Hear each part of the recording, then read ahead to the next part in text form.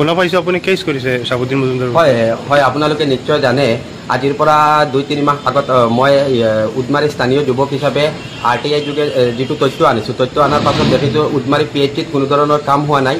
আৰু তাৰপিছত SO আহিছিলে আৰু ফিল্ড ইনকুৱাৰী কৰিব আৰু বিভিন্ন পদবীৰ বিষয়াসকল আহিছে। উপস্থিত হোৱাৰ পাছত ইয়াত দেখা গৈছে যে কোনো কাম কৰা নাই। চাহাবুদ্দিন মজুমদাৰে 1,55,51,000 টকা উঠাই আত্মসাৎ কৰিছে। কিন্তু বিভিন্ন পৰ্টেলত দেখা গৈছে যে তেওঁৰ বাস্য অনুসৰি যে তেওঁ 1,20,00,000 টকা পাইছে।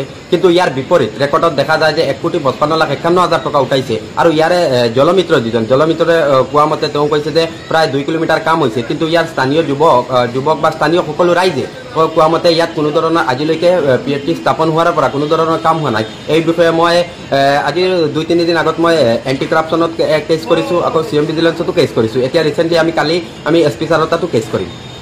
কেছৰ কপিও আছে। মই CM ভিজিলেন্সত কেছ কৰিছোঁ, এণ্টি